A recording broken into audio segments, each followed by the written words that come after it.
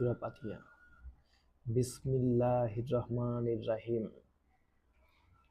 শুরু করছি আল্লাহর নামে, তিনি পরম করুণাময়, অতি দয়ালু। আলহামদুলিল্লাহি রাব্বিল আলামিন। যাবতীয় প্রশংসা আল্লাহ তাআলার, তিনি সকল সৃষ্টি জগতের পালনকর্তা। আর রহমানির রহিম, যিনি অত্যন্ত মেহেরবান ও দয়ালু।